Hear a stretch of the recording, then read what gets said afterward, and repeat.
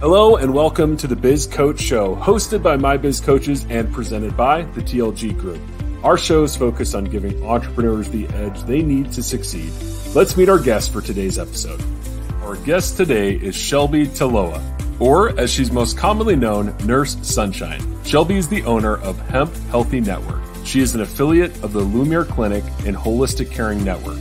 She is also American Cannabis Nurses Association certified. Learn more at hemphealthynetwork.com. Well, hey, Shelby, it is so awesome to have you on the show with us. How are you doing today? I am doing so well. Thank you, gentlemen, for having me today. Yeah, absolutely. I know I've been looking forward to it. I know Eric has, and we're excited for all the topics that we have lined up. And Eric, how are you doing today?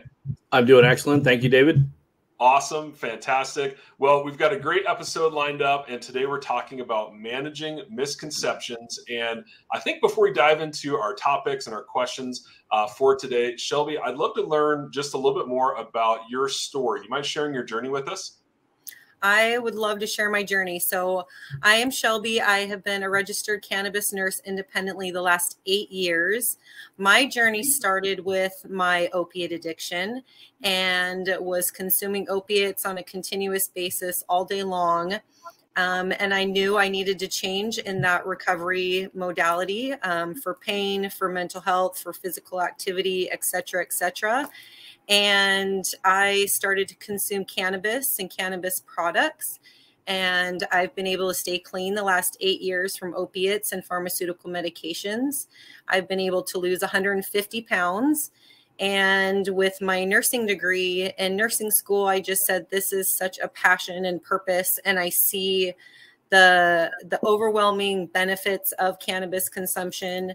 And I just need to share.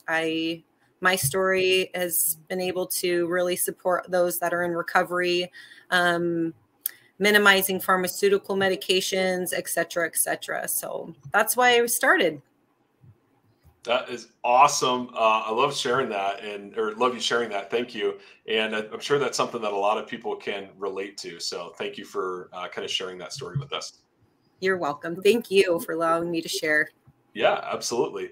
So as we kind of look at this, I mean, certainly there's a lot of things we could talk about around cannabis. And I think really today we're going to focus on just some of the misconceptions around it, but also make it translatable for maybe small business owners that are watching this that maybe have similar struggles overcoming misconceptions about their products or their brand or their industry. And so I think that can be a relatable message to a lot of people, even if they're not, in and around cannabis, or maybe it's not necessarily their industry, but it could be something even personally that they're interested in too. So I think to kind of start things off, as you encounter people with varying viewpoints on cannabis, how do you work through their questions, concerns, or maybe even apprehensions that they have about it? I personally feel it is individually based, and utilizing our time one-on-one is where I am seeing the most support and help. I know in community efforts, it's kind of this free-for-all, and a lot of people aren't understanding to that individual practice. So each of us are different. And that's where I love just bringing in one-to-one consultations and helping to support other healthcare professionals and nurses learn about this. Because with mass production at this time, we are seeing different side effects at bedside. And so it is utilizing patient consumption one-to-one, where is that bridge that we can support them in their use, but also advocating for their safe consumption and how we can help their different modalities. And that's where I find my most purpose. Awesome. And I guess what would be some advice that you might give to business owners that might struggle with client education or maybe industry misconceptions? I feel business owners absolutely have the right message with providing cannabis products. It's more utilizing how we can support them after they're starting therapy, and accepting that on different days, a patient may consume this amount and other days they might not need any. So really utilizing that balance is a great component for business owners to put into their educational support system. And I guess maybe just a follow up on that, I just got to thinking we may have somebody that watches this that maybe they are a cannabis provider, maybe that's their business. How would they start a relationship or working with somebody like you in kind of that medical capacity? I've been doing independent work, so I've done a lot of promotion with myself and other stores, and I'm just seeing there's a bridge between them being provided a medicinal card. I'm in Arizona right now, so we do have adult use and medical card consumption available for patients and recreational use. I am seeing where there's a gap, right? We're distributing medical cards and not educating the client appropriately. It's more of just handing something out, qualifying conditions with different state laws. That makes a big play in what they qualify for, even if they are allowed a medical card. And I'm seeing where we need to be utilizing that educational component and tracking and monitoring, especially with healthcare professionals.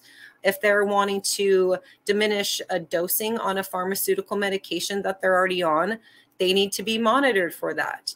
If they are wanting to start adding it into their therapy practice, the healthcare professionals should be advocating for them to be utilizing that component in their treatment plan. So we're seeing a break and a bridge with not a healthcare professional component. It's really kind of just a free for all. Everybody go and grab what they want. Well, we still need in our care plans to be monitoring our clientele. Yeah, that makes a lot of sense to me. Oh, go ahead, Eric. Yeah, I was just going to say, one of the things when we first met Shelby, we met at an expo, and I believe that's the first place we met was the expo. And she had mentioned that she was she came by as a potential client and had acknowledged, hey, I've been trying to kind of get a business off the ground to put myself out there as an advocate for this particular solution, right, as a medicinal solution.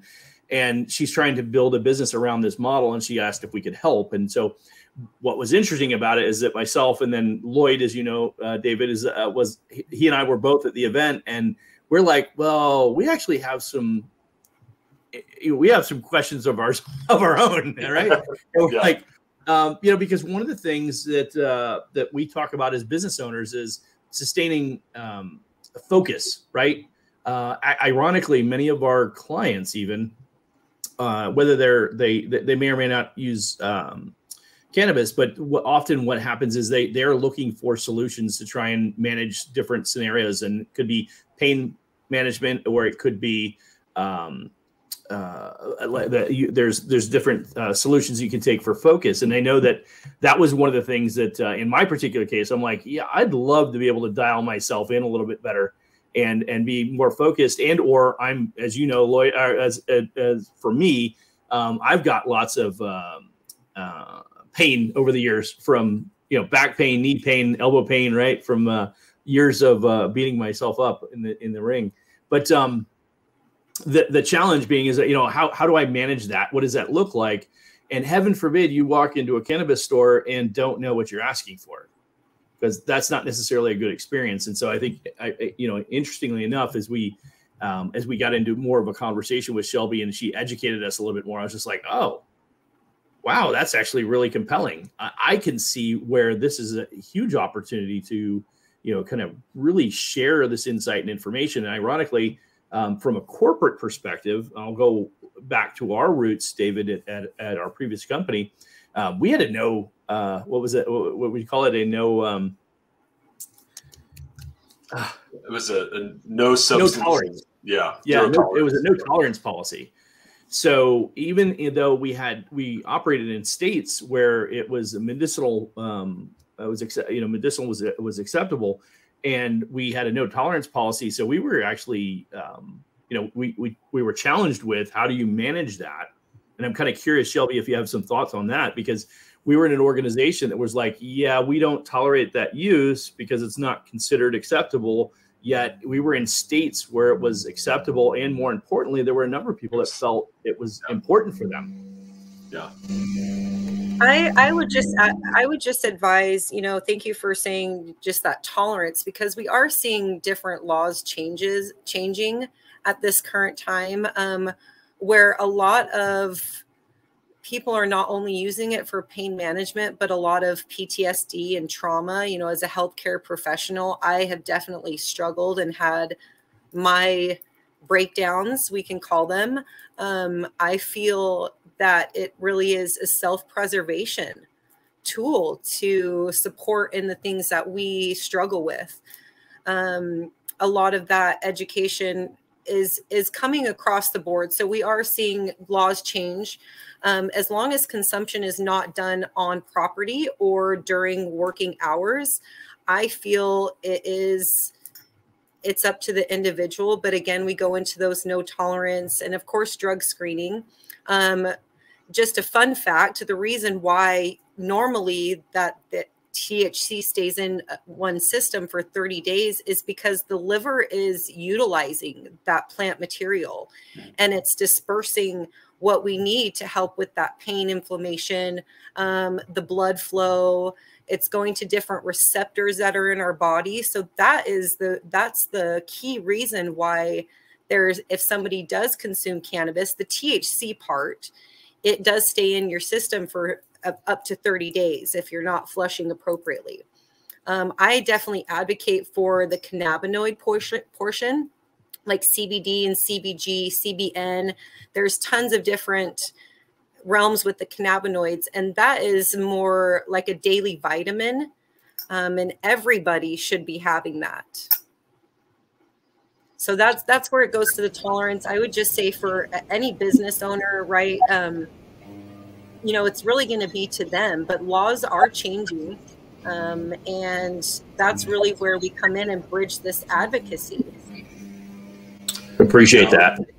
Yeah, I was going to say, I think, one of the things Eric and I talk about on many of our episodes is it's so important to stay up to date with changes, whether that's, technology or artificial intelligence. But I also think, changes in medicine, in science and research, and, a policy that may have made sense, 10 years ago may not make sense today, and evaluating, something like cannabis or CBD and how that can play a role in the health and wellness of employees, where, mental health is an increasing focus and there's positive impacts there. So I think it's important for people to maybe, again, battle through that misconception, which is what this episode's all about. Think about, is my policy or is my stance on this evolving with the research and the medical community? And just to share, we will start seeing insurance companies covering CBD and CBN, all of these cannabis products, because if anything, we don't have to over exaggerate of what cannabis is doing, but the overall message is quality of life. And so at this time, I've been sharing with an assisted living facility and helping to put in a program to their patients, because we're seeing that a patient may use on the outside or family has questions, and then they need transition into an assisted living facility or a nursing home, those kind of things. They don't have that support to bridge. They have questions if they're able to consume. So it's utilizing all of these. We're seeing that these being implemented into facilities also diminishes caregiver stress out and out that we all can go through as we are just in that caregiving position, especially with the medication management, consistently asking for their dose or things of that nature. We're seeing that it decrease. So it's helping to support patients overall and minimize burnout of caregivers. Interesting. I know we have a client that works in the ABA, for children with dang it, what is the term I want to use? Lloyd's son, David. Autism. Yeah. Autism. Thank you very much. Autism. Yes. And they were talking about the level of burnout for the clinicians that work with these children, right? And because it's such a high stress environment all the time, the amount of burnout that goes through, and we have, I won't call it an epidemic, but we certainly have a alarmingly increasing number of children that are getting diagnosed with autism. And with the number of children that right now, there's literally a facility here in the state of Arizona. Actually, it's a regional facility. They've actually shut down their services because they can't staff. They can't keep up with the requirements. And so they've actually shut down their operation. I think they're in 9 states or something like that. So the demand's increasing and they can't keep up with it. And the clinicians, because they can't keep people in the field because of the level of burnout and things like that. So it's becoming more and more of a challenge. It's interesting as you talk about work burnout. And I think about how cannabis can play a role in that if it's managed effectively, right? I mean, there's something to be said for somebody managing a state versus somebody who's just sitting around getting high and hanging out on the sofa all day. Right? But that said, right, there's a lot to be said with that. And ironically, I'd love to hear your thoughts on that. But I also want to make sure that we don't miss the opportunity to talk about some of the work. You shared with me some of the studies when it comes to brain activity and how this can help clients that have brain injuries. Absolutely. So we are seeing a lot of it utilized. And just to share, there's been a patent on cannabis for a long time. And it states in that patent that it assists with Parkinson's, Alzheimer's, dementia, et cetera, et cetera. So what we're never taught especially with me, with my nursing studies, I was never taught about the largest self-regulatory system. This is known as the endocannabinoid system. So we have already, every mammal has brain receptors, gut receptors, there's skin receptors, and everything is functioning off of this cannabis. That's what helps with our neuroactivity, our GI movement, pain decreasing. So we notice over history that hemp is a huge one that's been taken out of our ecosystem. And hemp is the largest detoxifier in a lot of things, very sustainable, hemp homes, fabric, et cetera, et cetera. So we've noticed that it's taken out of our ecosystem, that we've seen an increase in disease processes we've never even heard of.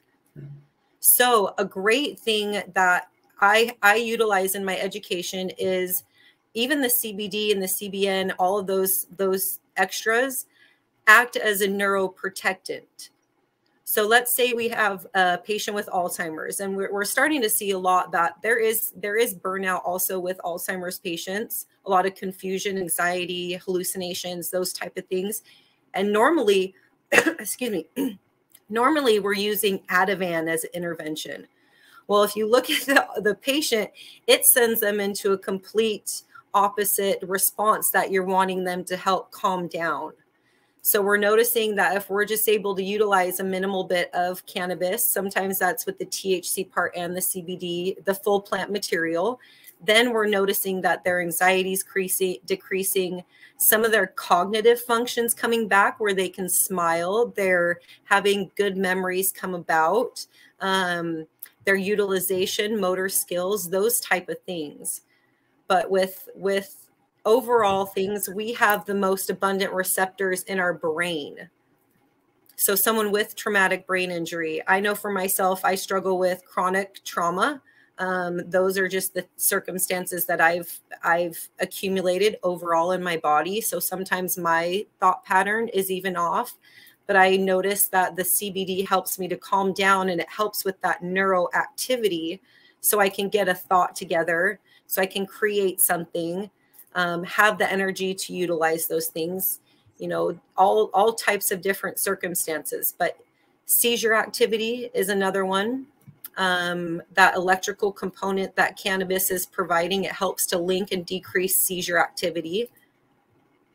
So we're already prescribing synthetic cannabinoids to patients.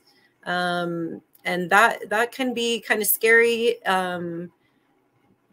It's just monitoring exactly what the patient needs in that individual process. Oh, wow. I appreciate you sharing that. I know that that's those studies and that information that you shared with me in the past. It amazes me. My first experience with it from a medicinal perspective was my I mentioned before, my stepmother who had breast cancer, and that's how she was managing the chemo treatment and her body's responses to chemo treatment.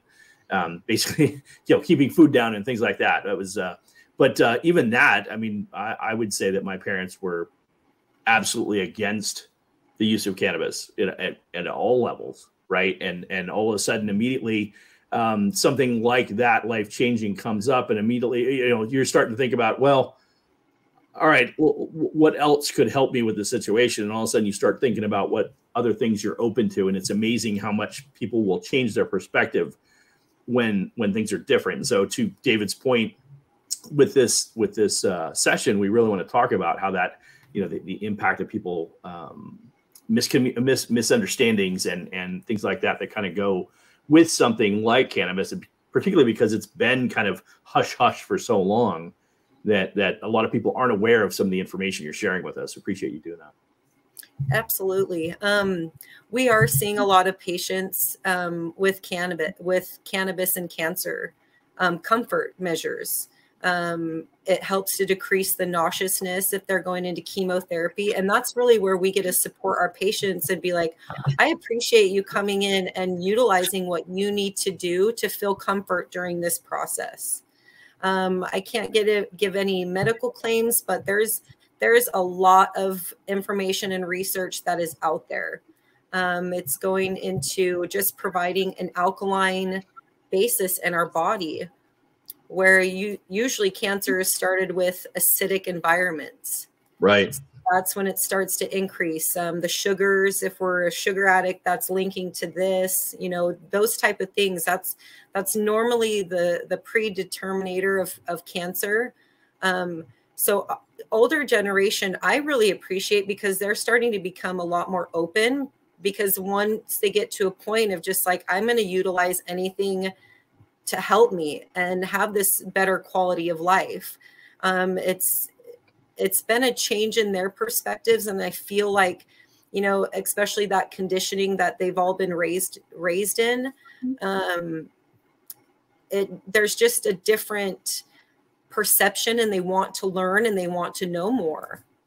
Right. Yeah. We're seeing a lot of geriatric patients, especially with the pain and the medications, even in hospice and palliative care. And it's a beautiful process to just give them comfort and quality of during their transition time. So I know that's a big one that's coming also. And patients and families have questions. So we might as well be utilizing it and advocating it for in their treatment plan. Absolutely. Yeah. So my mind goes to, as we're talking about, how the industry, how the research, how even the attitude towards cannabis has evolved. I also think about kind of the business aspect of this, and in some states, the legalization of, medicinal or recreational cannabis is almost like a gold rush of, people jumping in to capitalize on that industry, which can be good or bad, right? And especially if it's not used as the way you've described it. So I'm curious, how have you been able to successfully navigate those changes in the cannabis industry over the last 5 to 10 years? I will be in my honesty. I have seen that mass production is not the best production. It is actually pretty scary out there. Some of the things that the cannabis industry is doing. I advocate absolutely for knowing your product, knowing where it's being grown, knowing what it's being tested with, and utilizing it appropriately. So let's say a patient, even some of the testing that's being done, it is kind of that free money market, and that's the next boom, and people just want to jump on it and make it the next dollar, you know. But that is what I have seen doing this the last 8 years is not the safest, and it's not the most productive. Some of the best growers and best medicine I've ever had is a lot of people doing it in their home. And especially with the dispensaries, you know, it's kind of this high vibing, and I've been trying to link with a lot of them and just advocate. You know, we are seeing, because of these products on the shelf, patients coming into hospital settings and needing pharmaceutical intervention because they're not being educated appropriately. And the high amounts of THC products that are available to those consumers, it's not always the best. So that's what I've seen, and that's really why I do a lot of independent work and advocate and educate appropriately. Just go low and slow when starting cannabis, because we are seeing different side effects with pharmaceutical intervention in the hospitals. That's just what I know. And I've been doing this a long time. Especially with like autoimmune patients, if they have a plant that has been grown and there's a fungus on there, that can deter their autoimmune disease and send them into a not good, healthy little bout. So it's just awareness. It's knowing who's growing it, what's in their product, what's in their testing, checking all of those things. Yeah, which, I mean, kind of not necessarily a new industry, but when an industry explodes like that, it's very important to, you know, make sure you're doing your research. And I mean, whether it's cannabis or anything else, right? Look at your suppliers, look at the processes that are being used, understand the product and all of that. So I think, yeah, whether it's cannabis or not, I think those are parallels and things that any owner could take from that. So thanks for sharing. Yeah. And one of the things I'd share with that, David, that we talked about with Shelby early on was, you know, I kind of relate it to the early days of the wireless industry when we first started selling cell phones, right? It was, you know, it does this and this, right? It texts, and actually before it even texts, it just was making and receiving phone calls. And then you could text, and then you could, you know, it evolved into, you know, now we can get on the internet. Now you can do this on it. Now there's all these apps, you know, and it started evolving. And what was happening was, if you remember, some of our sales team was not up to par with some of the technological advances. And so consequently, clients may have not gotten during the sales process, the entire picture of what they were signing up for when they got a contract with one of the services or something like that. And they're like, well, I didn't know my phone could do this, or I didn't know it would work this way or whatever, because we weren't, at the time, we weren't putting as much emphasis on that. As that evolved, as the technology, and part of it was because to your point, David, the technology came at us so fast that sometimes it was hard to keep up with it, right? And I think that we're seeing, you know, similarly, and this is some of the conversation we had with Shelby as we brought her in as a client. You know, part of this is all of a sudden they opened the floodgates and said, not just medicinal, but in addition to that, oh, look, we're going to allow you to do recreational as well. And they started lighting up state after state to, you know, for what it's worth, to generate tax dollars. And the challenge became, you know, now we're flooding the market with a product and there's a lot of people that would like to or have access to for the first time, and they're not getting the education. The people, I mean, just even the salespeople that are, and what do they call them again, Shelby? Bud tenders. Bud tenders, yeah. So the bud tenders that are in the facilities may or may not be the best people to educate the client on what the right product to buy is. And so that's why Shelby's role is so valuable, because she can take somebody who doesn't understand, right, and kind of help them appreciate, you know, this is what you can expect from this particular product, and this is the result that you could anticipate, and you know, the appropriate dosage, as you mentioned earlier, right? I think that that's really important, because as these cannabis facilities begin to open, one of the challenges that we're going to continue to see, and I say begin to, they've already really kind of hit the market pretty hard, but they'll continue to scale up. And one of the challenges that we're going to see very likely is that as more and more, if the Fed opens the doors and allows everybody to go, all states to go recreational, I think that it's kind of like, David, in the old days with the wireless. So it's like all of a sudden everybody's out there trying to sell a cell phone and nobody knows how to use one. Yeah. Right. Yeah. And consequently, the end user is the one that's going to experience the worst, have the worst experience, because they're not going to be educated effectively. Yeah. Saturation without education is very dangerous. Totally. Yes. And can I also express, so the last 3 years I've been educating about psychedelic and non-psychedelic mushroom therapy, and also the cannabis industry is on that. So we need to be utilizing appropriate education in that arena. Safety is a huge thing. People are just going to go for that free for all, just like, you know, it's happened with cannabis, and it's not the safest for everybody to not know what they're doing. So that's another one I've been educating about, and the cannabis industry you'll see it'll start being taken over in that arena also. So that's already begun. Interesting. Shelby, from a business perspective, what percentage of the cannabis distribution out there, ballpark approximately percentage wise, is bigger corporate versus the smaller independent growers and distributors at this point?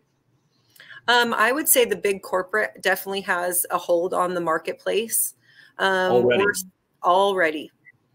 There's already, you know, small dispensaries. So this is kind of how it works in our system here in Arizona, is everybody puts into a lottery. You put money up front to even have a dispensary space, to open up a store, to go into those things. Well, there's names that are already available, so they get the market. That's just kind of how it works. There are the big wigs that are also taking over the smaller wigs, buying them out, so that they can do that mass production, and that's just kind of how it is at this time also. Right. Yeah. And in the retail distribution, the economy of scale is a key factor.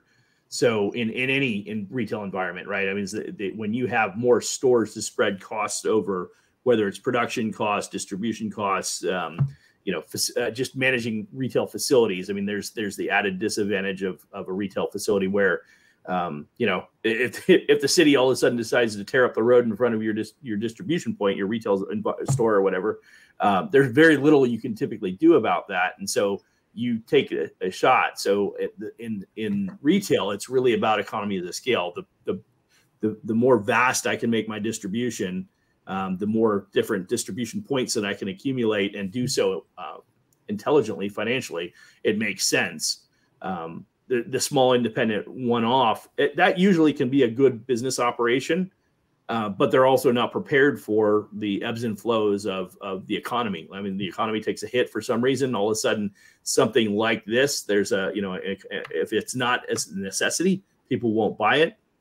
And so what will happen is the small independent business owner is the one that falls by the wayside. So there's something to be said for the economy of scale of larger companies having controlling more of that, but it's never good when there's I won't say a monopoly, but when it gets to that point where there's only a handful of, to your point, certain companies that have the opportunity to even open, because now it's limiting the opportunity. The opportunity to get into the business, but then two, it controls who and what people have access to.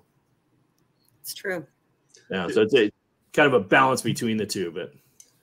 Yeah, I would say I may have misunderstood this, Shelby, but just to confirm, the kind of unique model there is: are you saying that growers are often the ones also running the retail space? So unlike a lot of traditional businesses, you have all these wholesalers, and the retailer can kind of pick where they're getting the product from. It sounds like oftentimes the retailer and the grower are one and the same. Is that accurate? I would say it's dependent on who they're growing with, if they're sustaining that production. We are noticing a lot, especially with the hemp, they're burning the plant material because there's just no investor to go in and utilize this plant material, which is kind of the disappointing thing, because I know that we could be utilizing hemp for detoxifying the soil, for building homes, and those kind of things we're wanting investors to understand. But it's always, iffy if an investor comes in and, you know, those type of things, because it's labeled the cannabis industry. But there's so much that we could be doing to utilize this plant in great things. And hopefully that message will one day be able to start a lot of good projects and help to just refurbish the earth just with hemp alone. We have a lot of entrepreneurial folks that listen to the show, so it sounds like maybe there's an opportunity there to create a secondary market for hemp discard and things like that. So you never know. You may have sparked a new business idea right there. I hope so. We will talk. Awesome. Well, I think just while we're talking about it, one of the things that we discuss with a lot of business owners, and I think probably even more so in the line of work that you're in, where you're working with clients and working through probably some complex pain management, things like that. How do you kind of balance the demands of that medical side of what you do versus kind of the business side of what you do, and how do you keep those two things in balance? Oh, the balance is difficult. I will be honest. I've been working the last 4 years all in whatever has been going on. And we are just seeing that healthcare workers are at a complete burnout. And so if you know a healthcare worker, thank them today for what they're doing. I've noticed that a lot. The more I open up about it, healthcare workers are consuming cannabis to help with their energy and help with their trauma and help with their anxiety, depression. All of those things can go under treatment plans of self. We are also seeing a lot of increase where behavior health and mental health is a big thing at this time. And yeah, I would definitely say the balance. I've had to just kind of reiterate my purpose. And I find so much more joy in doing this part of my nursing career. And bedside's difficult. So just think a healthcare worker today, if you know one. Send them for a massage or a good meal or something of the sort, because we're tired. It's been a lot. Absolutely. Well, speaking of healthcare workers, as I understand it, a big part of your mission and what you focus on, daily, weekly, monthly, is growing that network of healthcare professionals. So any advice as you've kind of started growing that network that you might give to other business owners that maybe struggle to build a network of their own? I would say keep going. Find somebody that is really useful. I know I have promoted multiple businesses on my free dime, offer them a great package to come into their services. I've been reiterating this with the assisted living facility. I've been advocating for them for the last year to bring this in, and you will watch census go up because the patients in the community will have that support. So link with somebody that is of independence and well stature and educationally great in all the things that they do. We are just as much available as the next person, and offer them a great package.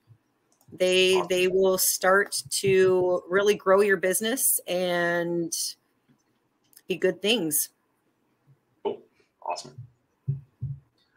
Well, we've talked a lot about changes and staying informed. So I'm curious, how do you stay up to date on maybe legal or regulatory changes that might impact your business or even medical practice that you do? So I stay a lot with the American Cannabis Nursing Association. That is recognized by the American Nursing Association as a specialty.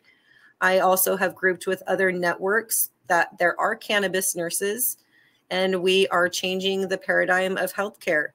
We are utilizing our education and our platforms to support other nurses and healthcare professionals, that they can know more about how to implement this into their patient care, and just keep an open mind, because if anything, we are the ones to advocate for our patients of quality of life and sovereignty. Every individual will have that different perspective, but if we can bridge that gap and just say, okay, here we are to help support you, and here we will do our best to educate and advocate for you and help you put that into your treatment plan.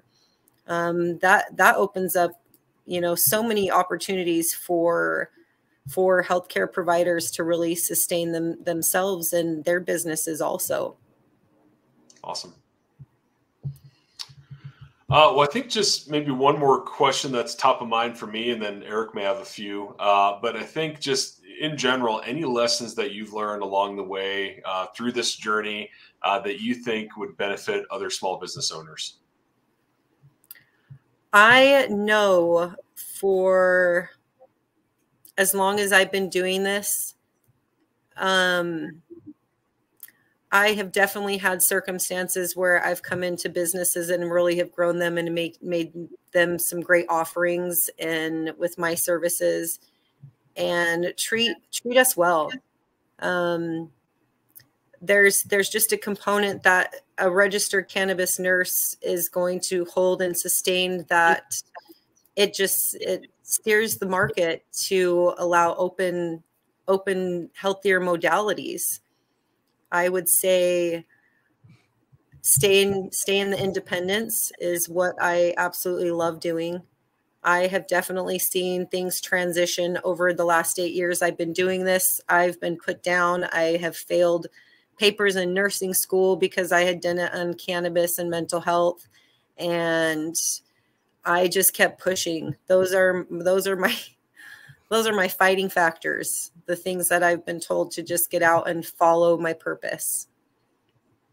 And here we are. A lot of people are open to these discussions, and that's what I'm really, really grateful for. Awesome. Well, Eric, anything that you want to add before I jump to some key points and we wrap up for today?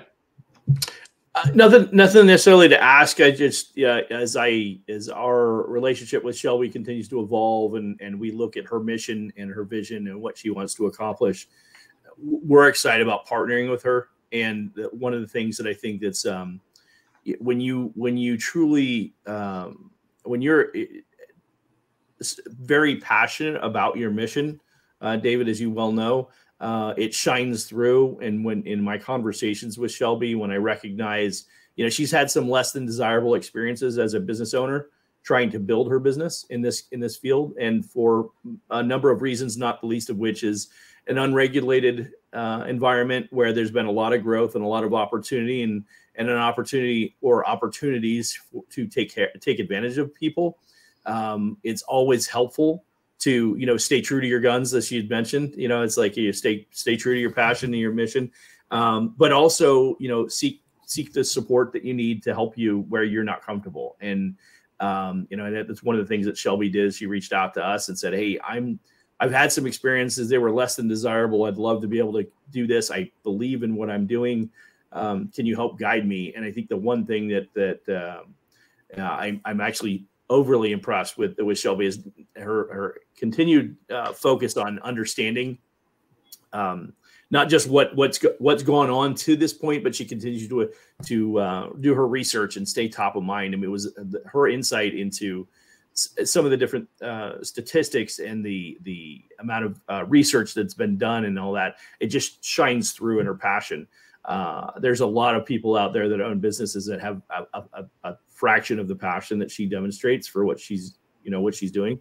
And I think that reminds me of why I do what I do, because I want to help people fulfill their missions. And that's one of the opportunities that I think exists out there, is that in an environment like this, with an industry like this that's growing, it's not being as regulated as it, and not that it necessarily needs to be regulated, but that the openness of the way it was launched and the way it continues to be rolled out, it creates too many opportunities for people to be taken advantage of, whether that's the consumer or somebody within the industry.